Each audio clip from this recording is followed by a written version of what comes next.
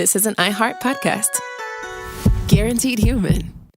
With no fees or minimums on checking accounts, it's no wonder that Capital One Bank Guy is so passionate about banking with Capital One. If he were here, he wouldn't just tell you about no fees or minimums. He'd also tell you about how Capital One cafes are open 7 days a week to assist with your banking needs. Yep, even on weekends. It's pretty much all he talks about, in a good way. What's in your wallet? Terms apply. See CapitalOne.com/bankguy. Capital One N.A., member FDIC. Introducing the all-new Mazda CX-5, featuring more connection. Hey Google, where's the nearest Pilates class? Safety that has your back. More discovery on the scenic routes. More passion in the details. And more control in changing weather. The all-new Mazda CX-5. More to move every side of you.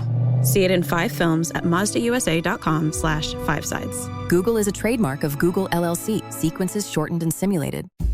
Hi, everyone. Can your grandfather's diet shorten your life? What does that even mean? Well, it turns out it's possible. And I remember when we stumbled upon this topic in June of 2010. Really, really fascinating stuff for me. And it turns out it's true. There is actually, well, how about this? I'm not going to ruin it. Just give it a listen, everyone. Can your grandfather's diet shorten your life?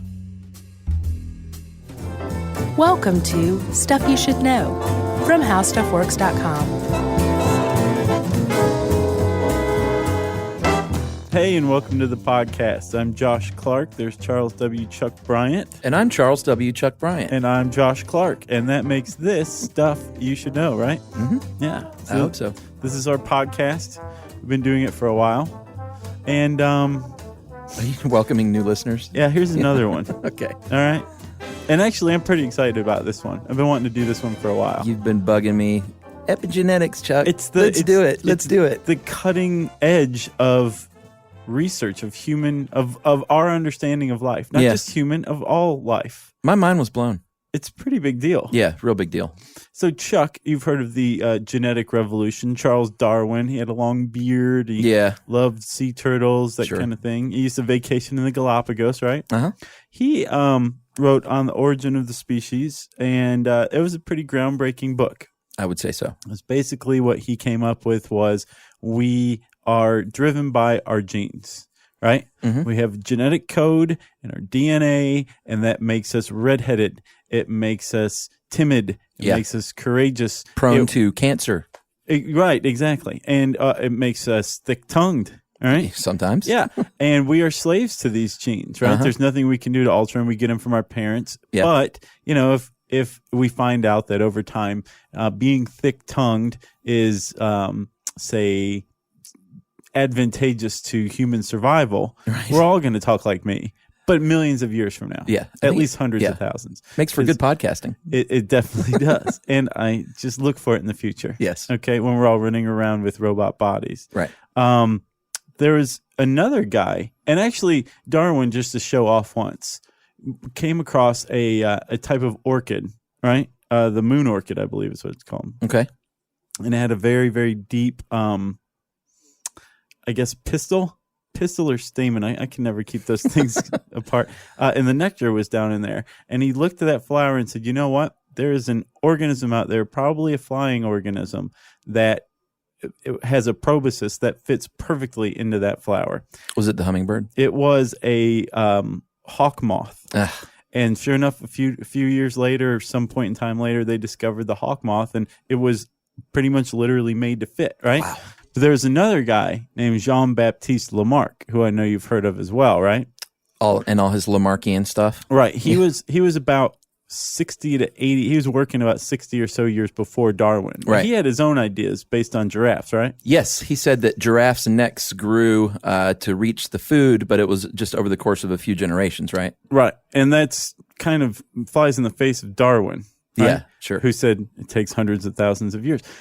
With this stuff called epigenetics that we're about to talk about today, suddenly people are starting to go back and look at Lamarck, who was kind of dismissed as a quack. Yeah. And say, you know what? Lamarck may have been right in this one. Yeah. Prepare for your minds to be melted, is all I have to say. Let's talk about epigenetics, Chuck. Okay.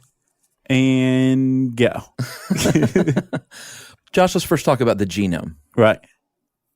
I heard a computer reference analogy that I thought was pretty spot on. Mm-hmm. If you think of the genome as computer hardware, then the epigenome would be the software that tells the computer what to do and when to do it. But in this case, the epigenome tells your cells what to do, what kind of cells to be, when to activate or deactivate. Mm-hmm. So, like, I guess every cell, or the DNA in every cell in the human body has the exact same DNA. Yes. You have like half of your mother's and half of your father's, and it comes together and gives you your DNA, right? Right.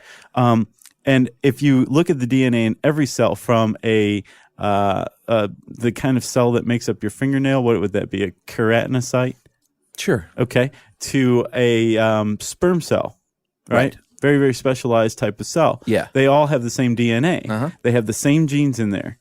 But what makes them different, and what makes a keratinocyte and a sperm cell, those things, are the tags on those genes. So some are turned off, some are turned on. And in a specific combination, you have either a keratinocyte or a sperm cell or a neuron or a cell that makes up your eyeball. Right. All of that stuff. Yeah. So it's a chemical tag that literally changes the physical structure of your genome. Right. So it'll bind tightly, let's say, to an inactive gene and make it unreadable, or it'll stretch out an active gene and make it really accessible. Right. Physically changing it. And epigenetics means above the genome, because these tags, they're called methyl tags, right? Which is what, 1 hydrogen and 2 carbon? Carbon and hydrogen bundles, yeah. Okay, so that's a methyl group, yeah. It's a really simple compound. But they attach to the gene at a place where other proteins or enzymes normally would attach to activate it. Yeah. So basically what they do is block a gene from being activated, and they can silence them. Yeah. So it's like a light switch. Literally, you can turn off some genes and turn off others. Right. And the honeybee actually is a pretty good demonstration of this. Did you read about honeybees? No. Okay. So you've got a worker bee, right? Which is a sterile, kind of mindless, dumb bee that just does what it's supposed to do. No offense to any worker bees out there. Right. Agreed. Hey, I'm all down with Mayday. Yeah. All right. And with a queen bee, you have this, first of all, she can reproduce. She goes and kills other rival queens. Right. She does kind of all sorts of other stuff that a worker bee isn't capable of doing.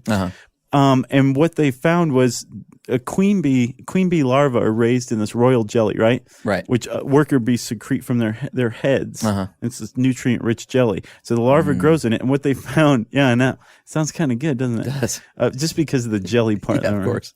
What they found was that the royal jelly it adds a methyl tag to the queen bee larva's DNMT3 gene. Okay. And this gene is like literally the on-off switch. If this gene is on, it goes to the default worker bee, right? Right. If it's off, then all the genes that make a queen bee are able to be turned on. Crazy. Isn't it? Yeah. So epigenetics happens in bees as well. Yeah. And mice. Yes, they've done a lot of studies with mice, obviously, in the agouti gene in these mice. And they experiment with these mice affecting, basically turning on and off the epigenetic switch. So an unmethylated gene would affect the mouse's size and weight, and then and then coat color. Right. It makes them real fat and like yellow. Yeah, instead of just skinny horrid. and brown. Have you seen one of these things? Yeah. They're huge. Yeah. They should all be named Wilbur. The cool thing is, though, they showed the difference between the skinny brown one and the fat yellow one. But then they also did experiments where they did half and half, like turned on half of them and turned off half of them. And they literally showed them in a sequence. I don't know if you saw this picture, but they went from fat yellow to skinny brown. And in between, they got thinner and with spotted coats along the way. Crazy. Like yellow and brown spotted coats? Yeah. Weird. It's that specific. Yeah, and one of the ways that they have found that they can manipulate these, what is it, agouti? Yeah, the agouti. The agouti gene in these mice that I guess are bred specifically for this gene to be easily observed or something. Yeah, manipulated too.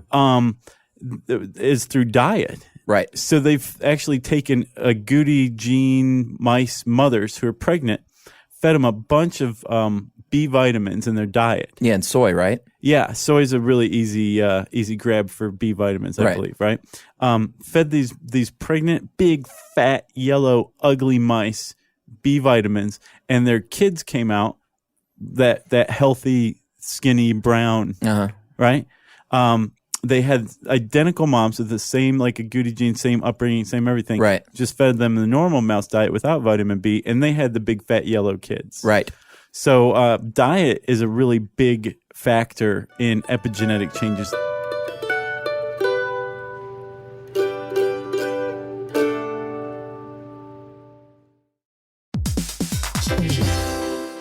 Hey everybody, we're here to talk to you about Wayfair, who believes that spaces should be functional, they should be comfortable, they should be well designed, and they can be well designed by you with their help. Your updated space should feel more comfortable, inviting, and practical for everyday use. And we're talking about outdoor seating. We're talking about grills. We're talking about major appliances. If you need storage solutions, Wayfair can help you out. Patio lighting, rugs, decor. It is your one-stop shop for home. Yeah, I mean, it's getting nice out, so it's time to think about living outdoors for the next few months. And Wayfair knows that outdoor furniture, it's heavy, it's intimidating to assemble. So Wayfair has stepped in and said, we're going to handle the hard part so you don't have to. That's right. You can shop Wayfair Verified, your shortcut to the good stuff. And that means their team of product specialists are going to vet everything by hand using a 10-point inspection, testing things like, quality materials, functionality, and features, and even how long it takes to build that piece of furniture. And the overall experience save time, reduce hassle, and improved convenience. Patio season is here, and these deals won't last. So head to wayfair.com right now to get your outdoor space ready for way less. That's WAYFAIR.com. Wayfair, every style, every home.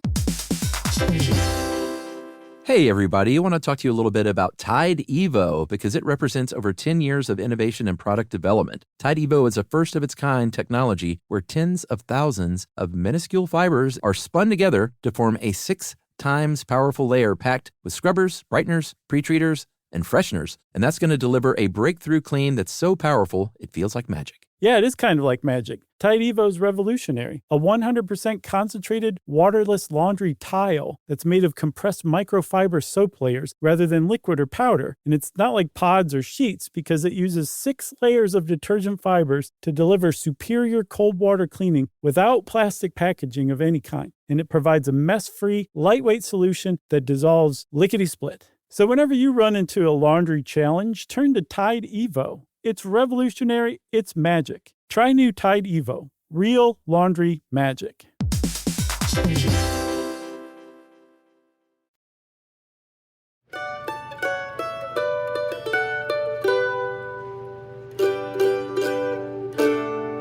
What Chuck and I are talking about right now is that science has found evidence that you can change the genetics of your children by eating B vitamins or by being abused when you're pregnant.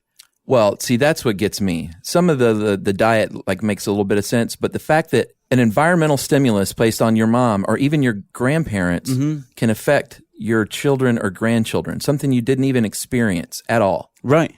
It's kind of unfair. And actually, I have to tell you, the more I study this, the more worried I am for my own child or children. Yeah. Like, really, what they're finding is the decisions that you make, especially at a youngish age, are going to affect several generations because what you're doing is adding methyl tags. What we're talking about is pretty much the definitive answer to the nature and nurture debate. And what we're finding is both. You have nature, which is your genes, and they're very much active, but you have nurture, which is the environment, whether it's diet, whether it's stress, whether it's lack of exercise. Your body responds to these changes by saying, okay, all right, well, then we need to, if you're going to lay around and be fat, then we have to deactivate this gene. We'll punish your grandkids. And your grandkids who are trying to be normal are going to be fat little kids that live, shortened lives. Right. And this is where it came from, right, Chuck? Wasn't there was a study in Sweden that kind of broke this ground? Yeah, didn't they find that it was a very isolated group of people in Sweden, and at the time they were very isolated, at least, where they couldn't get help from the outside world very, very readily. And I think they studied the famine, isn't that right? Well, they how the famine affected the generations afterward. Well, they had like feast or famine. It was like an agricultural town, and they looked at these agricultural records that this town kept for some reason, like really detailed records throughout the 19th century. And some years there was nothing and people starved to death. The next year there was everything, and they found that the grandparents, the grandfathers, who feasted and starved within a year of one another. Right.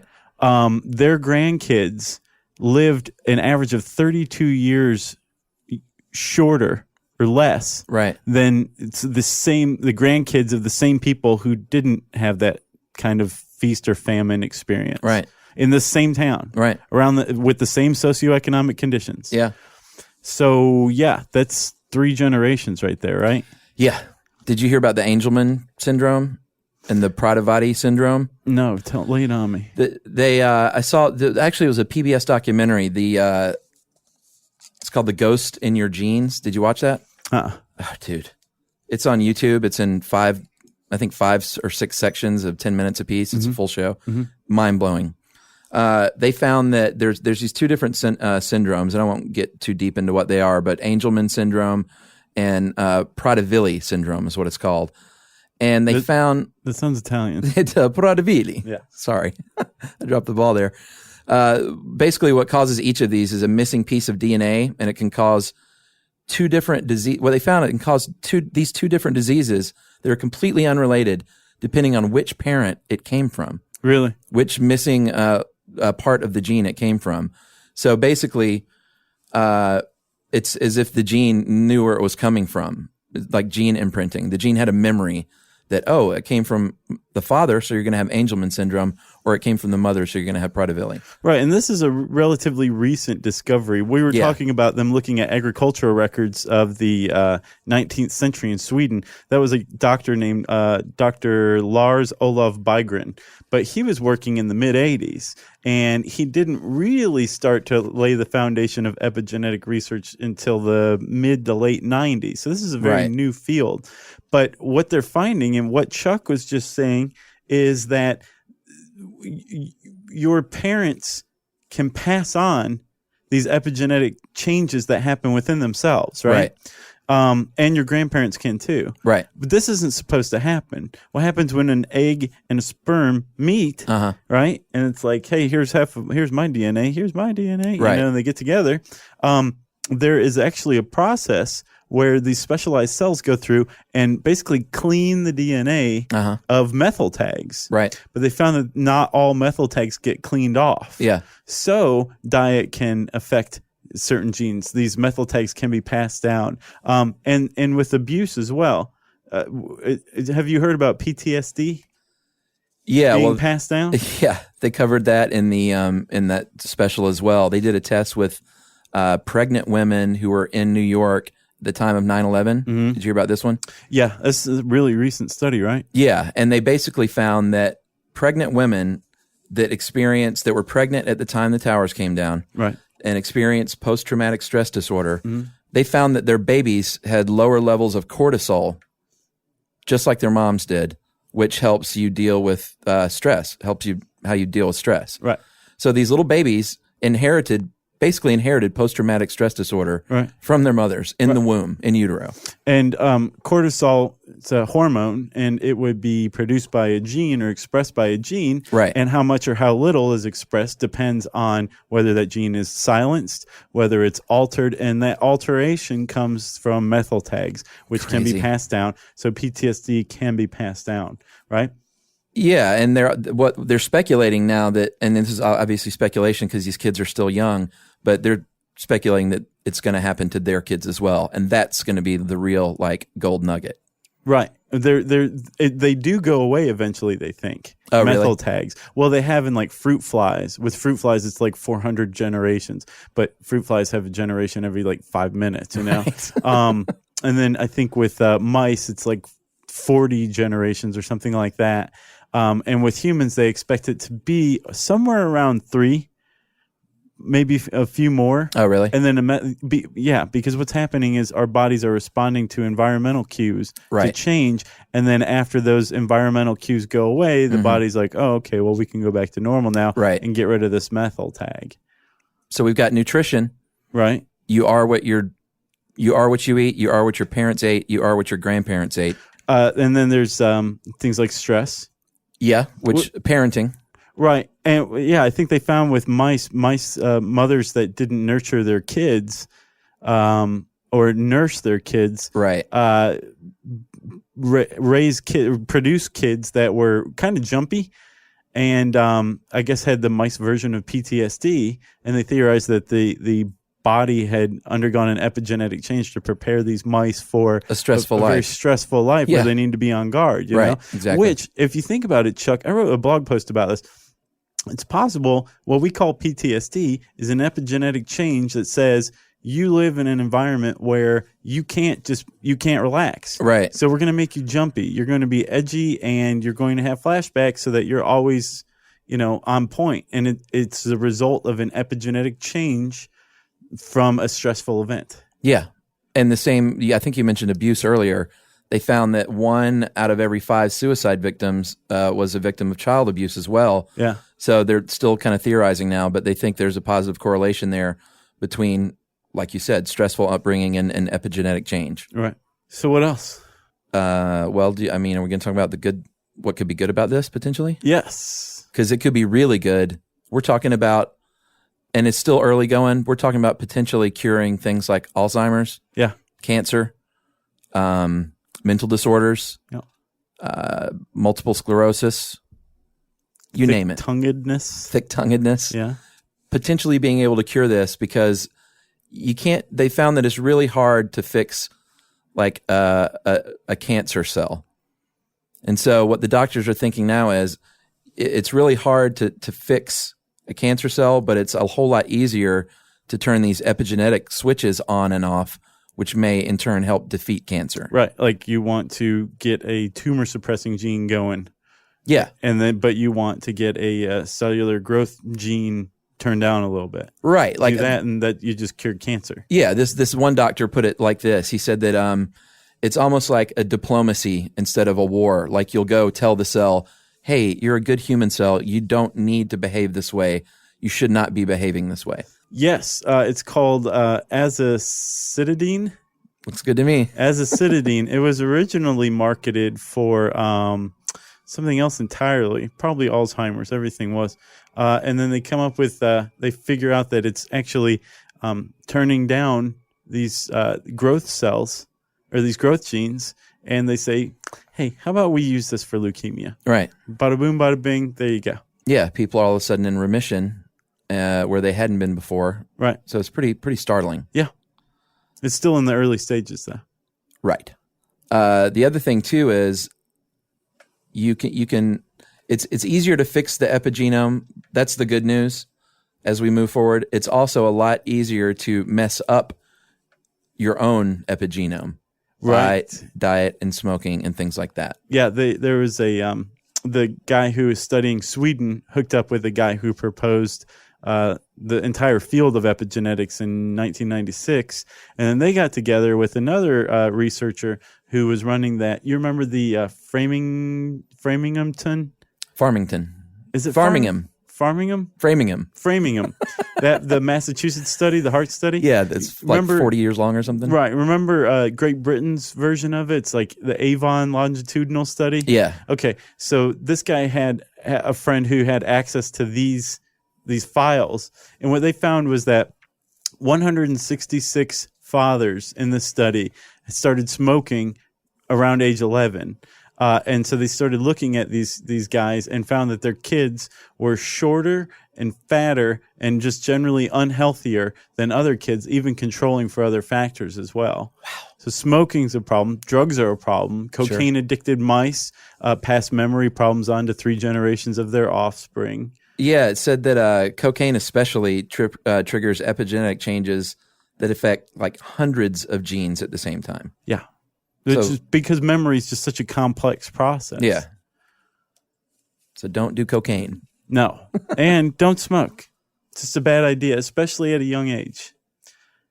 And, Chuck, there's a project underway. You'll remember the Human Genome Project completed in March of 2000. Yeah, which is now they're kind of like, pfft. Exactly. There was did you read this Time article? Nah.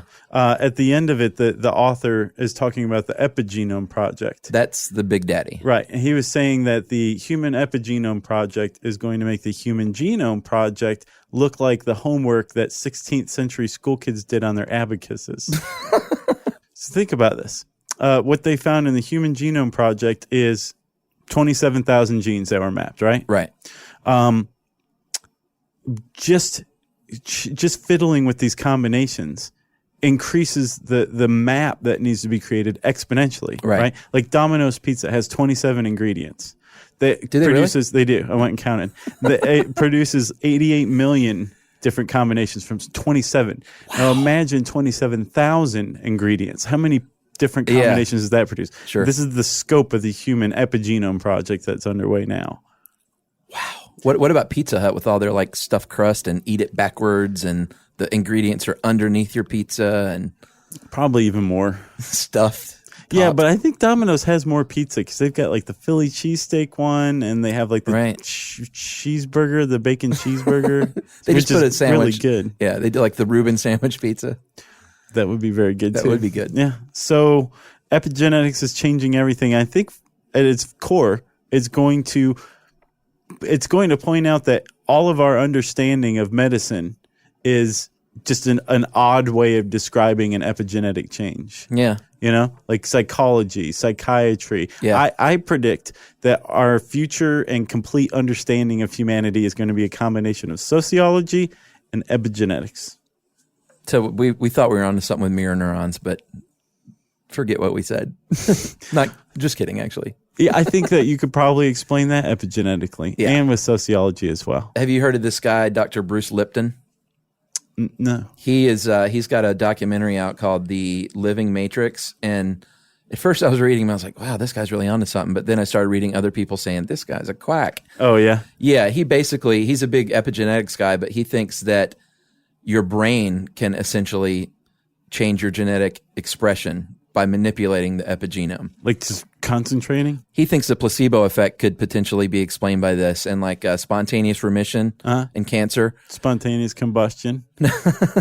Spontaneous remission obviously is when you go into remission with no known cause. Right. Not from any treatment. Right. And he says this is explained because you have a profound change in your perception of your life and what life is all about, and that can potentially alter the epigenome. Well, you could also make a case that what this guy is talking about is decreasing stress, which stress just wreaks havoc on us. Yeah, good point. And could create methyl tags and alter gene expression. So maybe he's just using a quacky way of describing lowering your own stress levels by increasing self-confidence. Yeah, it's interesting when you see these people, though, and you watch a YouTube video and you think, wow, my gosh, that's the secret to the future. Right. And then you see all these other people that go, that guy is such a quack. Yeah, but at the same time, you could say, well, maybe those other people are unimaginative.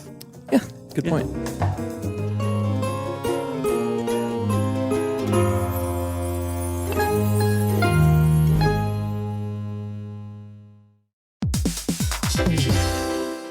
Hey everybody, I want to talk to you a little bit about Tide Evo because it represents over 10 years of innovation and product development. Tide Evo is a first-of-its-kind technology where tens of thousands of minuscule fibers are spun together to form a 6 times powerful layer packed with scrubbers, brighteners, pre-treaters, and fresheners. And that's going to deliver a breakthrough clean that's so powerful it feels like magic. Yeah, it is kind of like magic. Tide Evo is revolutionary. A 100% concentrated, waterless laundry tile that's made of compressed microfiber soap layers rather than liquid or powder. And it's not like pods or sheets because it uses 6 layers of detergent fibers to deliver superior cold water cleaning without plastic packaging of any kind. And it provides a mess-free, lightweight solution that dissolves lickety-split. So whenever you run into a laundry challenge, turn to Tide Evo. It's revolutionary. It's magic. Try new Tide Evo. Real laundry magic.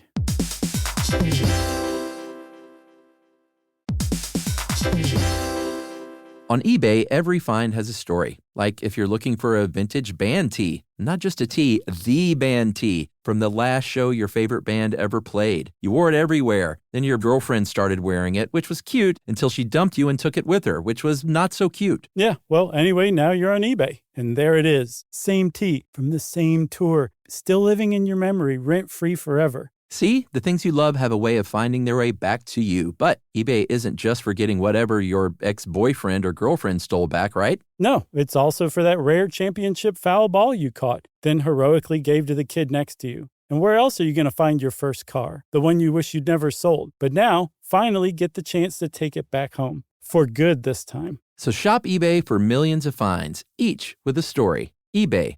Things people love.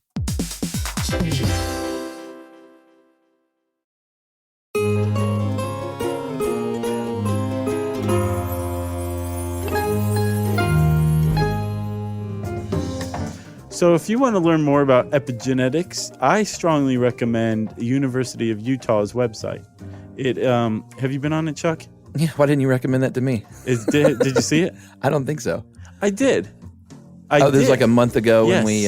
Yeah, you can turn up gene expression, turn it down. There's a lot of foods that you should eat if you want to alter yourself epigenetically, especially if you're pregnant. Or go to YouTube and watch The Ghost in Your Genes from PBS. It is literally mind-blowing. Well, not literally. People always say literally. It's figuratively mind-blowing. Your mind just explodes.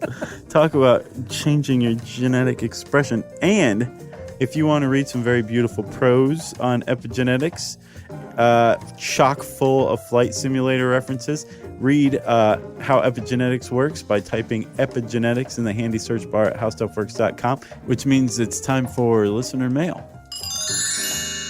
Yes, indeed, Josh. Josh, you remember Sarah, the amazing 11-year-old fan? She's not 11 anymore. Who captured our hearts when she first emailed early on in the days of podcasting? Yes, I do. She was one of the first fans, actually. Yeah. Sarah, the amazing 11-year-old fan, is now Sarah, the amazing 13-year-old fan. Gosh. I know. I feel so old now. We've been doing this a while. Well, yeah, and we should keep, once a year, we should update people on Sarah's age.